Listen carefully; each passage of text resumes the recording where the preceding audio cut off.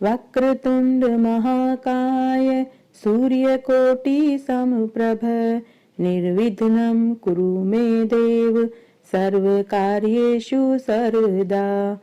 वक्रतुंड महाकाय सूर्यकोटि समप्रभ निर्विघ्नं कुरु मे देव सर्वकार्येषु सर्वदा। राधे राधे, जय श्री कृष्णा। मैं सीमा सिंह आप सभी को सादर प्रणाम करती हूँ। आज मैं आपको शिव महापुराण का महात्म्य सुनाने जा रही हूँ। इस महात्म्य में हम अन्नदान का महात्म्य सुनेंगे, साथ में तप की महिमा का वर्णन सुनेंगे और पाताल लोक और नरक का वर्णन भी इसी के अंदर आएगा। आइए अब हम यह महात्म्य सुनते हैं। व्यास जी बोले, हे प्रभु, जो पापी मनुष्य हैं वे बड़े दुख से पीड़ित हो यम के मार्ग को जाते हैं तथा जो धर्मात्मा होते हैं वे सुख पूर्वक यमलोक को जाते हैं। अब उन धर्मों को हमें बताइए। तब सनत कुमार बोले कि मनुष्य जैसा शुभ अशुभ कर्म करता है उसे वही भोगना पड़ता है। अब मैं सुख देने वाले धर्म को कहता हूँ। जो उत्तम कर्म करता है, सुंदर चित्त वाला दयालु पुरुष होता है, वे सुख से यमलोक में जाते हैं। जो ब्राह्मण को जूता, लकड़ी की पादुका दान में देता है वह घोड़े पर चढ़कर यमलोक को जाता है। शैया का दान करने वाले सुख पूर्वक जाते हैं। उन्हें मार्ग में बागों की छाया मिलती है। बिना कष्ट के वे यमलोक में चले जाते हैं। पुष्प वाटिका और बगीचा लगाने वाले लोग पुष्पक विमान में बैठकर यमलोक में जाते हैं। देवता, अग्नि, गुरु, ब्राह्मणों, माता पिता का जो व्यक्ति पूजन करते हैं वे अपनी इच्छा अनुसार यम मार्ग होकर जाते हैं। जो मनुष्य गुरु की सेवा करते हैं, गौ दान करते हैं, उनकी सभी मनोकामनाएं पूरी होती हैं और उन्हें यम मार्ग में किसी प्रकार की कोई कठिनाई नहीं आती। जो मनुष्य अन्न दान करता है उन्हें यम मार्ग में अन्न की प्राप्ति होती है। सुवर्ण तथा रत्नों के दान से कीलों द्वारा मारा नहीं जाता। चांदी का दान करने से यमराज के लोक में वे सुख पाते हैं। स्वर्ग में सर्वदा अनेक प्रकार के भोगों को वो भोगते हैं, परंतु सभी दानों में अन्न दान सबसे श्रेष्ठ है, क्योंकि अन्न दान के समान दूसरा कोई दान नहीं है। अन्न दान से मनुष्य, देवता, पितृ सभी को तृप्ति मिलती है, सभी की क्षुधा शांत हो जाती है। यह अन्न दान करने से मनुष्य को निरोगी काया मिलती है। अन्न दान से बड़ा कोई पुण्य नहीं है। अन्न का दान देने वाला शास्त्र में प्राणदाता कहा गया है और प्राणदाता संपूर्ण दान करने वाला कहा जाता है। इसीलिए अन्न दान करने से समस्त दानों का फल मिल जाता है। अन्न से ही यह सारा संसार धारण किया जाता है। संसार में अन्न ही बलदायक है। अन्न में ही प्राण स्थित है। जो व्यक्ति ब्राह्मणों को, गरीबों को अन्न दान करता है वह अपने परलोक में समस्त निधियों को सुरक्षित कर लेता है। जो क्रोध को त्याग देता है वह यहाँ तथा स्वर्ग दोनों जगह आनंद प्राप्त करता है। जो पितर, ब्राह्मण, देवताओं को भोजन से संतुष्ट करता है उसके पुण्य का फल तो कह भी नहीं सकते। जो मनुष्य ब्राह्मण के मांगने पर भोजन देता है वह प्रलय काल में स्वर्ग को प्राप्त होता है। अन्न दान करने से स्वर्ग में जो दिव्य लोक रचे गए हैं उनको वे पाते हैं। अन्न देने वाले बड़ी कांति वालों को ये लोक प्राप्त होते हैं। अन्न साक्षात ब्रह्मा, विष्णु और महेश है। जो मनुष्य संपूर्ण पापों को करके अंत में अन्न दान कर देते हैं वे अपने सभी पापों से छूट जाते हैं। जो मनुष्य अन्न दान के इस इतिहास को पढ़ता है, सुनता है, सुनाता है, उनकी 7 पीढ़ियां धन, धान्य, ऐश्वर्य से युक्त होती है। अब हम तप की महिमा को सुनेंगे।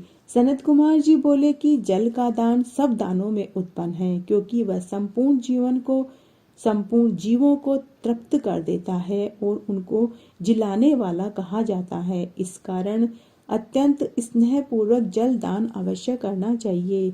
जल दान इस लोक और परलोक दोनों में आनंददायक होता है, इसमें कोई संदेह नहीं है। इस कारण मनुष्य को अपने जीवन काल में तालाब, कुआं, बावड़ी अवश्य खुदवानी चाहिए। जिसकी झील तथा सरोवर में गाय, ब्राह्मण, साधु, मनुष्य हमेशा जल पीते हैं, उनका वंश हमेशा फलता फूलता है। तालाब बनवाने वाले मनुष्य तीनों लोकों में पूजनीय होते हैं।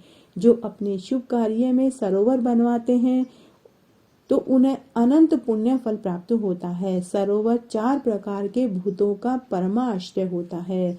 तड़ाग आदि सभी जलाशय परम लक्ष्मी के प्रदान करने वाले हैं। देवता, मनुष्य, गंधर्व, पितर, नाग, राक्षस, स्थावर भूतादिक सभी जलाशय का आश्रय लेते हैं। हे व्यास जी, मैंने जीवों को संतुष्ट करने वाले जलाशयों का वर्णन करा है। अब वृक्षों के लगाने वालों का फल सुनो। जो जंगल में घने छायादार वृक्ष लगाते हैं वह भूतकाल भविष्यत काल के पितृवंशों को तार देते हैं। ये लगाई हुए वृक्ष उसके दूसरे जन्म में पुत्र रूप में पैदा होते हैं और मृत्यु को प्राप्त कर वह अक्षय लोक को पाता है। घने छायादार वृक्ष लगाने वाले व्यक्ति मरने के बाद स्वर्ग को पाते हैं। जो मनुष्य अपने जीवन काल में सरोवर लगाते हैं, बाग बगीचे लगाते हैं, मानो उन्हें अश्वमेघ और राजसूय यज्ञ कर लिया हो, ऐसा कहा जाता है। वह स्वर्ग से कदापि वापस नहीं गिरता। सत्य ही ब्रह्मचार्य है, सत्य ही ओंकार है, सत्य ही सरस्वती है। सत्य से ही पवन चलता है, सूर्य तपता है, अग्नि प्रज्वलित होती है, सत्य से ही स्वर्ग की प्राप्ति होती है।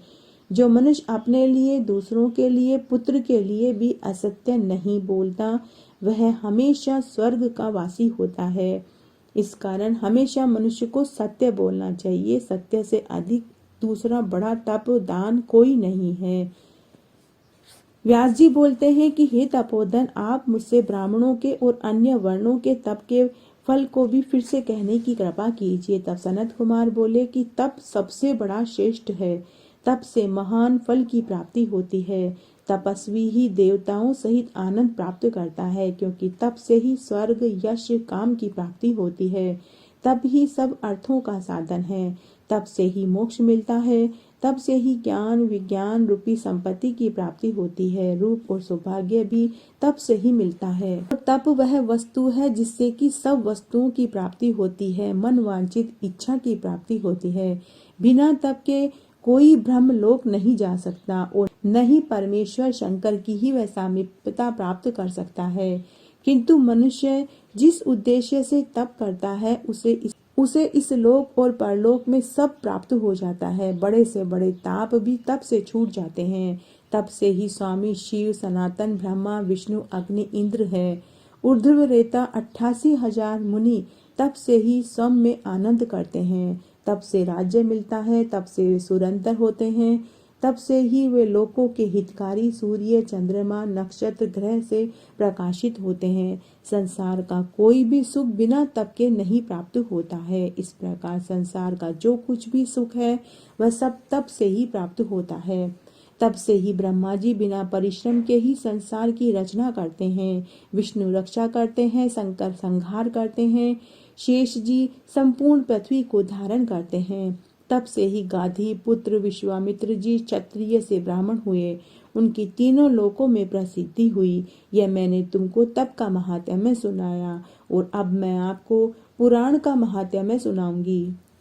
सनत कुमार बोले कि हे मुनीश्वरों, वेद की ऋचाओं का और ही महात्म्य है। यहाँ तक कि जो वन में कंद मूल फल खाकर तपस्या करते हैं उनके समान तो वेद की एक ऋचा ही फलदायक है। जो फल वेद के पढ़ने से होता है उससे दुना उसके पढ़ाने से होता है। जैसे सूर्य और चंद्रमा के बिना जगत प्रकाश रहित है, वैसे ही बिना पुराण के ये सारा संसार प्रकाशहीन है। इस प्रकार सर्वदा पुराणों का अध्ययन करना चाहिए, क्योंकि पुराण सर्वदा अज्ञान का निराकरण करता है और वह परम वक्ता तथा पूजनीय होता है। समस्त पात्रों के मध्य में पुराण वक्ता बहुत श्रेष्ठ है। वह मनुष्य को गिरने से बचाता है। इस कारण इसका नाम पुराण हुआ है। जो पुराणों के जानकार हैं उन मनुष्यों के सामने अपनी बुद्धि कदापि नहीं लगानी चाहिए, क्योंकि पुराणों का वक्ता ब्रह्मा, विष्णु, शिव और गुरु के समान होता है। पुराणों को जानने वालों को भी जो धन धान्य सुवर्ण अनेक वस्त्र आदि दिया जाए वह सब थोड़ा है। जो मनुष्य पुराणों के जानकार सुपात्र को अच्छा प्रदात प्रेम से देता है वह परम गति को प्राप्त होता है। उसके लोक और परलोक में सभी मनोरथ पूरे होते हैं। उसे अश्वमेघ और राजसूय यज्ञ करने जितना फल प्राप्त होता है। जो पौराणिक को जूती हुई पृथ्वी दान करता है, वह अपनी 10 पीढ़ियों को तार देता है और अंत में वह शिवलोक को पाता है। समस्त देवता यज्ञ, भेंटों, पुष्प, पूजा से उतने संतुष्ट नहीं होते जितने कि पुराण बाँचने वालों से संतुष्ट होते हैं। यदि कोई शिवालय अथवा विष्णु के मंदिर या किसी देवता के मंदिर में धर्म पुस्तक को बचवाता है, उसे अश्वमेघ यज्ञ करने जितना फल प्राप्त होता है। वह सूर्य लोक में पूजित होता है, इसमें कोई संदेह नहीं है। शिवजी के मंदिर में पुराण की कथा के बिना शिवजी को अन्य देवताओं को प्रसन्न करने का और कोई उपाय नहीं है। इस कारण पुराण सर्वदा ही पढ़ने श्रवण करने योग्य है। सभी मनोकामनाओं को पूर्ण करने वाला शिव पुराण के सुनने से तो मनुष्य सर्वदा ही पवित्र होकर शिवलोक को प्राप्त होता है। इससे बढ़कर दूसरा और कोई पुण्य नहीं है। शिवजी की कथा सुनने वाला मनुष्य नहीं, किंतु वह साक्षात रुद्र ही है। कल्याण के इच्छुक को चाहिए कि वह सर्वदा भक्ति पूर्वक शंकर भगवान की कथा को सुने।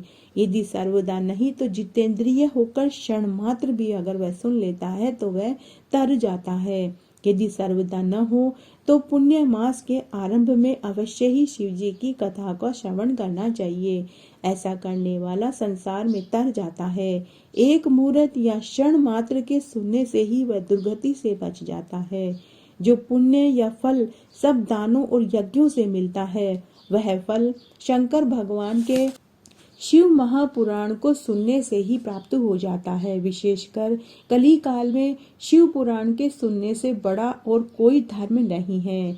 शिव पुराण का सुनना, शिव नाम का कीर्तन करना कल्प वृक्ष के फल के समान है, इसमें कोई संदेह नहीं है, क्योंकि ये शिवजी का दिया हुआ अमृत रस है, जिसे पान करके सब अमर अजर हो जाते हैं। अगर किसी को ज्ञान की प्राप्ति न हो तो वह योग शास्त्र को पढ़े, पुराणों को सुने, क्योंकि पुराणों के सुनने से मनुष्य के सारे पाप दूर हो जाते हैं, धर्म में वृद्धि होती है। धर्म, अर्थ, काम, मोक्ष इन चारों प्रकार की प्राप्ति के लिए मनुष्य को शिव महापुराण सुनना चाहिए। जो फल यज्ञ दान करने से, अश्वमेघ यज्ञ करने से, राजसूय यज्ञ करने से प्राप्त होता है, वही फल महाशिव पुराण को सुनने से प्राप्त होता है। 26 पुराणों में से यदि कोई भक्ति पूर्वक एक पुराण भी सुन लेता है तो उसे जो सुखदायक सुख की अनुभूति होती है, उसकी तो कल्पना भी नहीं की जा सकती। जैसे सूर्य के बिना मृत्युलोक शोभित नहीं, वैसे ही पुराण के बिना यह संसार भी शोभित नहीं है। अब हम दान की महिमा का महात्म्य सुनेंगे। सनत कुमार बोले कि हे ऋषियों, संसार में दान ही एक ऐसी वस्तु है जो मनुष्य को तार देती है। चाहे वह सुवर्ण दान हो, गोदान हो, भूमि का दान हो, ये सभी पवित्र हैं। जो दान करता और दान लेने वाला दोनों को ही तार देता है। इसी प्रकार विद्या दान, तुला दान भी प्रशंसनीय है, परंतु इन सब दानों में सरस्वती का दान सबसे अधिक महत्वपूर्ण है। दुधारू गाय, छत्र, वस्त्र, जूता, अन्न, उपनहा आदि दान मांगने वाले को देना चाहिए। संकल्प सहित ब्राह्मणों को, पीड़ितों को दान अवश्य करना चाहिए। सोना, तिल, कन्या, दासी, हाथी, ग्रह, रथ, मणि, कपिला गाय, ये 10 महादान हैं। इस दान से दाता और ग्रहणकर्ता ज्ञानी ब्राह्मण दोनों ही तर जाते हैं, इसमें कोई संदेह नहीं है। सुवर्ण दान से मनुष्य को सब प्राप्त हो जाता है। पृथ्वी का दान सब मनोकामनाओं को पूरा कर देता है। वन का दान सबसे उत्तम है।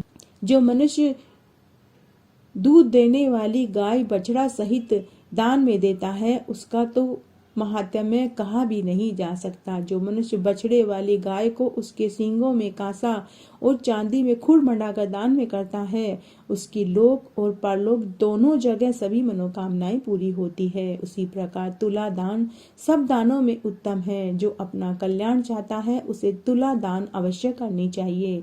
तुला दान से मनुष्य वध और बंधन संबंधी पापों से वह छूट जाता है।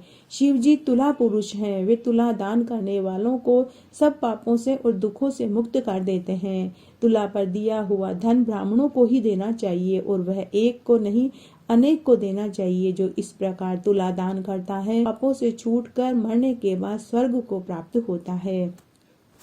इस अध्याय में हम तारकासुर के वध का वर्णन, देवताओं का ब्रह्मा जी से परामर्श, साथ ही इसमें तारकासुर को मारने के लिए भगवान शंकर से पुत्र उत्पन्न होने वाली कथा का वर्णन आएगा। साथ ही इसमें यह भी आएगा कि ब्रह्मा जी कामदेव से बुलाकर कहते हैं कि वो भगवान शंकर को माता पार्वती के प्रति काम भाव उत्पन्न करें, ताकि भगवान शंकर का पार्वती से सम्मोहन होए और उनके पुत्र उत्पन्न होए। शंकर का जो पुत्र उत्पन्न होगा उसी से तारकासुर का वध होगा।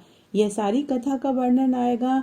जब भगवान शंकर को पता चलता है कि उनको कामदेव ने उनके अंदर माता पार्वती के प्रति काम भाव उत्पन्न किया, तब भगवान शंकर उस काम का नाश करते हैं और कामदेव को वो शाप भी देते हैं। ये सारी कथा का वर्णन इसमें आएगा। उसके अलावा बड़वानल की कथा भी इसमें आएगी। आइए अब हम इस पवित्र अध्याय को सुनते हैं। ब्रह्मा जी कहते हैं कि हे देवताओं, तारकासुर तो मेरे ही वचनों से बड़ा है। मैं उसे कैसे मार सकता हूँ? जिससे जो बढ़े उसी से उसका नाश होना उचित नहीं है। इस कार्य के लिए तो भगवान शंकर ही कर सकते हैं, परंतु वह भी बिना प्रेरणा दिए नहीं कर सकते। परंतु यदि उनसे पुत्र उत्पन्न हो तो वही पुत्र तारकासुर को मार सकता है। लेकिन यह कैसे संभव हो? क्योंकि दक्ष की पुत्री सती, जिसने अपना शरीर त्याग दिया, वही अब हिमाचल में मेनका के गर्भ से उत्पन्न हुई है। उस कन्या को अगर शिवजी ग्रहण कर लें और उनके जो पुत्र उत्पन्न हो, वही पुत्र तारकासुर को मार सकता है। सभी देवताओं ने आपस में परामर्श करके ब्रह्मा जी से परामर्श किया। तब ब्रह्मा जी ने कामदेव को बुलाया और कामदेव को बुलाकर उसकी खूब प्रशंसा करी और कहा कि हे कामदेव, अब तारकासुर को मारने के लिए तुम ही हमारी मदद कर सकते हो।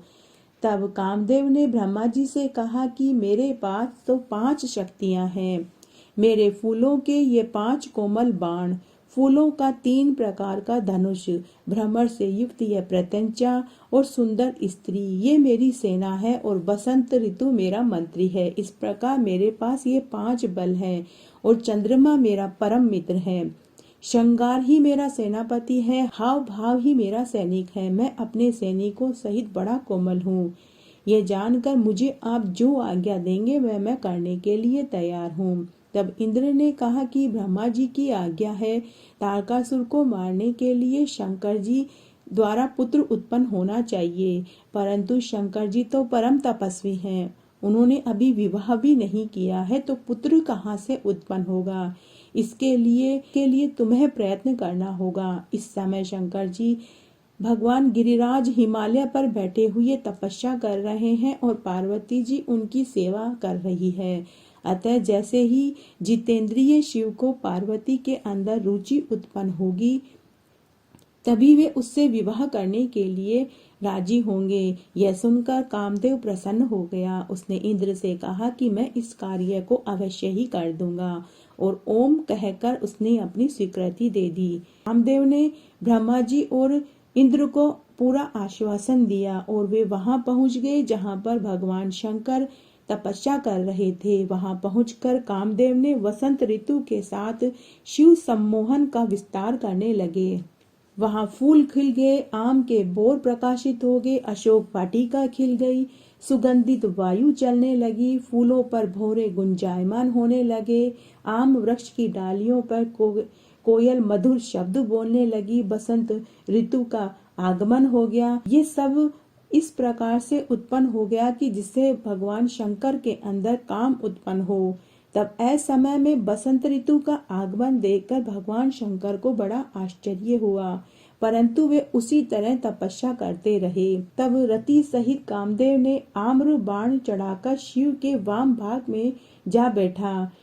श्रृंगार भी अपने गणों सहित शिवजी के पास उपस्थित हो गया और कामदेव शिवजी के पास आकर उपस्थित हो गया कि उनका कोई छिद्र खुला रह जाए तो वे उसमें प्रवेश हो जाए ताकि उनके अंदर और अधिक काम उत्पन्न हो। लेकिन भगवान शंकर के तपस्या करते समय ऐसा उसे कोई छिद्र खुला दिखाई नहीं दिया जिससे कि कामदेव प्रवेश हो सके।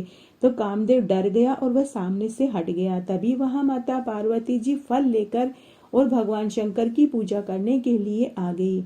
उनके रूप सौंदर्य का वर्णन नहीं किया जा सकता। मानव सौंदर्य से परे माता पार्वती जी का रूप था। सैकड़ों वर्षों में भी कोई ऐसी सुंदर स्त्री उत्पन्न होती है। पार्वती जी के वहां पहुंचते ही शंकर जी ने क्षण भर में अपना ध्यान त्याग दिया और एक क्षण के लिए वे वहां उपस्थित हो गए। इस छिद्र को देखकर कामदेव ने उनके ऊपर काम बाण चला दिया और वे प्रसन्न हो गया। कई काम बाण उन्होंने छोड़े। उनकी सुगंधी भी शंकर जी को लगी। उस समय पार्वती जी उनकी पूजा कर रही थी और जब पूजन कर उन्होंने उनका दर्शन किया तो शंकर भगवान ने भी उनको देखा। तब स्त्री स्वभाव से माता पार्वती जी लज्जित होकर अपने अंगों को संकुचित कर लिया। उन्हें संकुचित होते देखकर शिवजी उनकी रूप रचना की प्रशंसा करने लगे। उन्होंने प्रत्यक्ष कहा कि सृष्टि की लालित्य मानो विधाता ने इसी में एकत्र करके इसका निर्माण किया हो। इसमें कोई संदेह नहीं है कि यह एक सर्वांग सुंदरी अप्सरा है। अहो, इस अद्भुत रूप वाली पार्वती को धन्यवाद है कि जिसके पास त्रैलोक्य में भी कोई सुंदरी नारी नहीं है। ये तो मुनियों के भी मन को मोहित करने वाली, महान सुख देने वाली है। ऐसा वर्णन कर शंकर जी ने जो ही वस्त्रों के भीतर हाथ चलाया त्यों ही पार्वती जी स्त्री भाव से लज्जित होकर दूर खड़ी हो गई और बार बार वहीं से शंकर जी पर कटाक्ष नजरों से देखने लगी और फिर मुस्कुराती हुई सिकुड़े हुए अंगों से उनको निहारती रही। तब पार्वती जी की ऐसी चेष्टा देखकर शंकर जी मोहित हो गए।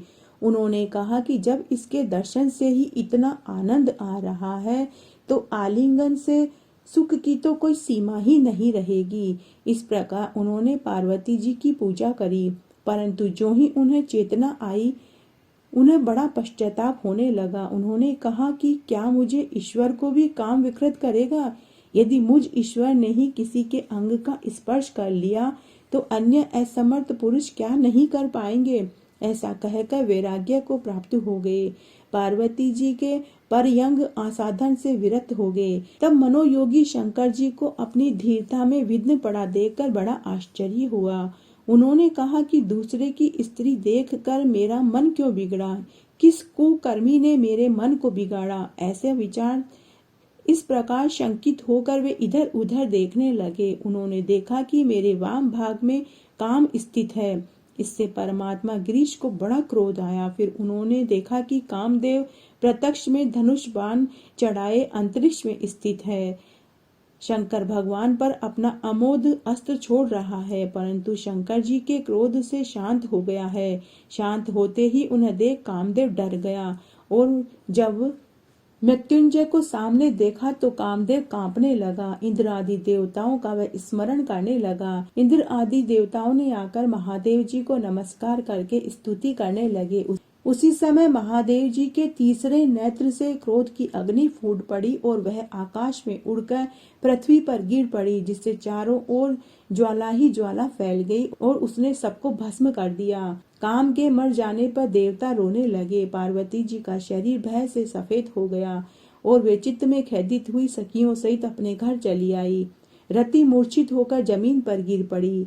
जब यह सचेष्ट हुए तब कहने लगे कि हाँ, मैं क्या करूं, कहाँ जाऊं? देवताओं ने यह क्या कर दिया? मेरे स्वामी को यहाँ भेजकर नष्ट करा दिया। नाथ, हे स्वामीन, हे प्राणप्रिय, हे सुखप्रद, हे प्रिय, यहाँ यह क्या हो गया? ऐसा कहकर वह रोती कलपती, हाथ पैर पीटती, अपने सिर के केसों को नोचने लगी। उसके विलाप से चारों ओर कोहराम मच गया। देवताओं ने रति को बहुत समझाया और कहा कि इसकी थोड़ी सी भस्म अपने पास रख लो, तेरा पति तुझे फिर से मिल जाएगा। तू किसी को व्यर्थ क्यों कोसती है? कोई किसी का सुख दुख दाता नहीं है, सब अपने कर्मों का फल पाते हैं। रति को समझाने के बाद सभी देवता शिवजी के पास पहुँचे। रति का शोक दूर करने की प्रार्थना करी। शिवजी ने कहा कि अब मेरे क्रोध से जो भी गया वह अन्यथा नहीं हो सकता। रति का पति तभी तक बिना शरीर तक रहेगा जब तक रुक्मणी के पति भगवान कृष्ण पृथ्वी पर अवतार नहीं लेते। जब वे द्वारका में वास करेंगे और उनके बहुत से पुत्र हो जाएंगे, तब रुक्मणी के गर्भ से कामदेव का जन्म होगा और उसका नाम प्रद्युम्न होगा। परंतु उत्पन्न होते ही उसे शंभर नामक दैत्य चुराकर समुद्र में ले जाकर के डाल देगा। तब तक रति वहीं जाकर रहे। वहीं से यह अपने पति प्रद्युम्न को प्राप्त कर पाएगी। वही उस दैत्य को मारेगा। ब्रह्मा जी ने एक लंबी सांस छोड़ी और कहा कि हे महादेव जी, काम को शीघ्र जिलाकर रति के प्राणों की रक्षा कीजिए। शंकर भगवान ने कहा कि अच्छा, तो अब मैं प्रसन्न हूँ। इस अवधि के भीतर मैं भी काम को जिंदा कर सकता हूँ। वह मेरा गण बनकर वहां नित्य विहार करता रहेगा। अब तुम लोग अपने लोक को वापस चले जाओ। देवताओं से ऐसा कहते हुए शिवजी अंतर्ध्यान हो गए और रति शंबर दैत्य के नगर को चली गई। देवता भी अपने लोक को चले गए। अब हम बड़वानल की कथा सुनेंगे। नारद मुनि ब्रह्मा जी से बोले कि हे ब्रह्मा जी, शिवजी के नेत्र से उत्पन्न अग्नि कहाँ गई? शिवजी के उस चरित्र को मुझे सुनाइए। तब ब्रह्मा जी ने कहा कि शिवजी के तीसरे नेत्र की अग्नि से कामदेव भस्म हो गया। सारे संसार में हाहाकार मच गया। सब देवता ऋषिगण मेरे शरण में आए और उस दुख को सुनाने लगे और कहा कि निष्प्रयोजन ही यह अग्नि सारे संसार को जला रही है। तब मैं उस अग्नि के पास गया। वह काम को जलाकर अट्ठास करके जल रही थी। वहां पहुंचकर मैंने शिवजी की कृपा से उसे शीघ्र ही रोक दिया। उस बड़वा को लेकर मैं समुद्र की ओर चला गया। मुझे जाते ही देखकर समुद्र ने दौड़कर मेरा स्वागत किया। मैंने सब कथा उसे बतलाई और उससे उस अग्नि को अपने में तब तक स्थिर रखने की मंत्रणा दी जब तक प्रलय नहीं होता। मैंने कहा कि हे समुद्र, उस समय मैं यहाँ आकर स्वयं ही वास करूंगा। तब तुम शंकर जी की इस क्रोध की अग्नि को छोड़ देना। तब तक यह तुम्हें मर्यादित रखने के लिए तुम्हारे विशेष जल को पीता रहेगा, परंतु तुम इसे सावधानी से धारण करना, नहीं तो यह हाथ नहीं आएगा। समुद्र ने कहा कि अच्छा, मेरे सिवा इसे कोई धारण भी नहीं कर सकता, क्योंकि यह बड़वा शिवजी के क्रोध से उत्पन्न हुआ है। हे मुनि, तब मैं अपने लोक को चला गया और समुद्र भी अपने अंदर समाहित हो गया और संसार में शांति स्थापित हो गई। इस तरह आज मैंने आपको यह महात्म्य सुनाया। मेरे साथ बने रहने के लिए आपका धन्यवाद। आगे के महात्म्य के लिए भी आप इसी तरह मेरे साथ बने रहें। धन्यवाद।